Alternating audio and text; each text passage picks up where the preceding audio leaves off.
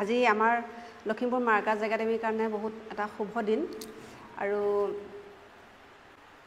যেহেতু 2012 চনত আমাৰ লখিমপুৰ মাৰ্কাজ একাডেমী এষ্টাব্লিছ হৈছিলে তাৰ পিছত এতিয়ালৈকে আমাৰ নাৰ্চাৰীৰ পৰা ক্লাছ 12 লৈকে আছে আমাৰ স্কুলত আৰ্টছ সায়েন্স বোৰ্ড আৰু আমি 2 বছৰ আগত আমি LMS Super 40 বুলি আমি ইয়াত নিট আৰু JEE কোচিং আমি ইয়াত আৰম্ভ কৰিছিলোঁ আৰু আমাৰ স্কুলৰ যেহেতু ৱেবছাইট আছে lma.net.in আৰু এবাৰ আমি আজি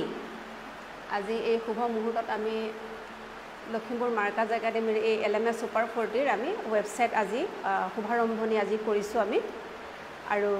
এই ৱেবছাইট শুভাৰম্ভণি কৰে আমাৰ যুৱনগৰ উচ্চতৰ মাধ্যমিক বিদ্যালয়ৰ সহকাৰী শিক্ষক ইয়াছিন আলী ভূঞা ডাঙৰীয়াই আৰু যোৱা বছৰ এই LMS Super 40 আমি দুটা চেণ্টাৰ ৰাখিছিলোঁ এটা গোগামুখত আৰু এটা আছিলে আমাৰ লখিমপুৰ মাৰ্কাজ একাডেমীতে আমাৰ নিজা স্কুলতে এবাৰ আমি ভাবিছোঁ অহা বছৰ যেটো আমাৰ 2026ৰ যেটো মানে আমাৰ আকৌ ৰেজিষ্ট্ৰেচন হ'ব এডমিশন হ'ব তাৰ কাৰণে আমি এতিয়ালৈকে আমাৰ ৱেবছাইটত আমি লিংক মুকলি কৰি দিছোঁ আৰু ৰেজিষ্ট্ৰেচন কৰিব পাৰে এতিয়াৰ পৰা ৰেজিষ্ট্ৰেচন আৰম্ভ হৈছে আজিৰ পৰাই আৰু আমাৰ এইটো পৰীক্ষাৰ প্ৰথম আমাৰ পৰীক্ষাটো এন্ট্ৰেন্স হ'ব জানুৱাৰী 4 তাৰিখে আৰু হেতু কাৰণে যোৱাবাৰ আমাৰ দুটা চেণ্টাৰ আছিলে এবাৰ আমি 4টা চেণ্টাৰ দিছোঁ আমাৰ লখিমপুৰ মাৰ্কাজ একাডেমীত এটা চেণ্টাৰ গোগামুখত আছে আমাৰ ডিটেইলছ আপোনালোকৰ ৱেবছাইটত পাই যাব আৰু এটা চেণ্টাৰ আমি খাৰুপেটিয়াত দিছোঁ আৰু এটা অৰুণাচলৰ চেণ্টাৰটো আমি তেনেকৈ সঠিককৈ আমি এতিয়ালৈকে হেৰি কৰা নাই স্থানটো নিৰ্ধাৰিত কৰা নাই সেইটো আপোনালোকে অনতিপলমে আমি সেইটো দি দিম ৱেবছাইটত আৰু মই ভাবোঁ যেহেতু আমাৰ ল'ৰা ছোৱালী ইমান দূৰলৈ কোচিঙৰ কাৰণে যাব লাগে আমি যেহেতু দুবছৰ ধৰি আমি চলাই আছোঁ ইয়াত দূৰ দূৰণিৰ ল'ৰা ছোৱালী ইয়াত আছে জোনাইৰ আছে তাৰপিছত আকৌ খাৰুপেটীয়া আছে নগাঁৱৰ আছে তেজপুৰৰ ল'ৰা ছোৱালী আছে মাজুলীৰ আছে গতিকে সেই ধৰণে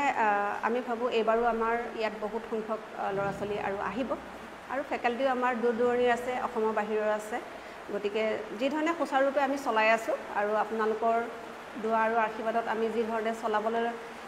আমি ভাবি লৈছোঁ যেনেকৈ আমি আপোনালোকে সহায় সহযোগ কৰিব বুলি আমি আশা ৰাখিলোঁ আৰু যেটো আমি ৱেবছাইট মুকলি কৰিছোঁ এটো হৈছে lmasuper40.in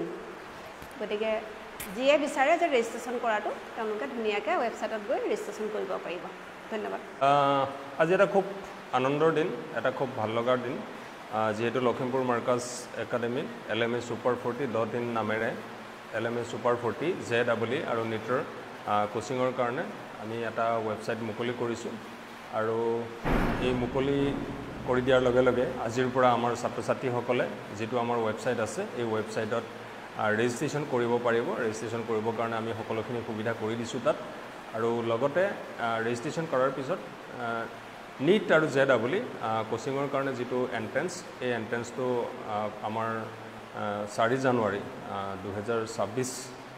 তাৰিখে এটো অনুষ্ঠিত হ'ব গতিকে আমাৰ 4টা চেণ্টাৰ আছে গোগামুখত এটা চেণ্টাৰ আছে খাৰুপেটিয়াত এটা চেণ্টাৰ আছে লখিমপুৰ মাৰ্কাজ একাডেমীত এটা চেণ্টাৰ আছে অৰুণাচল প্ৰদেশত এটা চেণ্টাৰ আছে গতিকে সকলোখিনি ছাত্ৰ ছাত্ৰীয়ে অসমৰ বিভিন্ন প্ৰান্তৰ ছাত্ৰ ছাত্ৰীয়ে এই পৰীক্ষা চেণ্টাৰ কেইটাত তেওঁলোকে বাছনি পৰীক্ষাত বহিব পাৰিব আৰু লগতে আৰু এটা কথা মই ৰাইজক জনাব বিচাৰিছোঁ যে সকলো জাতি জনগোষ্ঠী বা সকলো শ্ৰেণীৰ লোকে যাতে ইয়াতে অধ্যয়ন কৰিব পাৰে ছাত্ৰ ছাত্ৰীসকলে অধ্যয়ন কৰিব পাৰে তাৰ প্ৰতি আমি লক্ষ্য ৰাখি শংকৰাজান স্কলাৰশ্বিপ নামেৰে এটা ইয়াতে স্কলাৰশ্বিপ চলি আছে এই স্কলাৰশ্বিপ যোৱা বছৰ 15 লাখ টকা ছাত্ৰ ছাত্ৰীসকলক দিয়া হৈছিলে আৰু এইবাৰ এটো বঢ়াই পেলাই আমি 20 লাখ টকালৈকে এটো কৰি দিয়া হৈছে আৰু লগতে যিসকল ছাত্ৰ ছাত্ৰীয়ে যেটো আমাৰ এন্ট্ৰেন্স অনুষ্ঠিত হ'ব JEE আৰু নিটৰ কোচিঙৰ কাৰণে এই পৰীক্ষাত যিসকল ছাত্ৰ ছাত্ৰীয়ে 80% মাৰ্কছ লাভ কৰিব মানে 80% যিসকল ছাত্ৰ ছাত্ৰীয়ে লাভ কৰিব তেওঁলোকক বিনামূলীয়াকৈ আমি ইয়াত পঢ়োৱাৰ ব্যৱস্থা কৰিছোঁ হোষ্টেলৰ আমাৰ ইয়াত সুবিধা আছে বয়জ হোষ্টেল আছে গাৰ্লছ হোষ্টেল আছে আৰু যিখিনি আমাৰ Super 40 ক্লাছৰুম এইখিনি শীত তাপ নিয়ন্ত্ৰিত কক্ষ কৰা হৈছে CCTVৰ সম্পূৰ্ণ ইয়াত সুবিধা আছে গোটেইখিনি আৰু যিসকল ফেকাল্টি আছে অসমৰ বাহিৰৰ পৰা তেখেতসকলক ইয়াত ৰাখা হৈছে গতিকে মই আশা কৰিম যে যিসকল ছাত্ৰ ছাত্ৰীয়ে JEE আৰু NEET-ত তেওঁলোকে কোচিং কৰিব বিচাৰে সেইসকল ছাত্ৰ ছাত্ৰীয়ে আমাৰ LME Super 40ত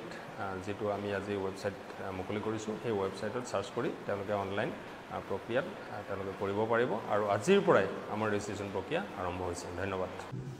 আজিৰ পৰা প্ৰায় 4 দিন কম 13 বছৰ আগত এই 13টা বছৰ আগত আমি স্থাপন কৰিবলৈ গৈছিল এখন মাৰ্কাজ একাডেমি নামেৰে বৃহত্তম এক অনুষ্ঠান যি সময় একেবাৰে সৰু আছিল আমি কিন্তু আশা এৰি দিয়া নাছিলো যাৰ কাৰণে নামাকৰণটোত বহুত আলোচনা বিলাইছিল যে জায়গাটো আমাৰ ইয়াত পূৰ্ণবাৰী হ'ব লাগিছিল লালু মই তেতিয়া হেইটো পক্ষপাতী আছিলো যে আমাৰ এই অনুষ্ঠানখন অকল পূৰ্ণবাৰী বা অকল লালুকতে সীমাবদ্ধ হৈ নাথাকে ই অসমৰ ভিতৰত এক জালক জিলিকা এটা অনুষ্ঠান হ'ব বুলি মোৰ এটা বিশ্বাস আছিল আৰু সেই নামাকৰণ কৰা হৈছিল লখিমপুৰ মাৰ্কাজ একাডেমি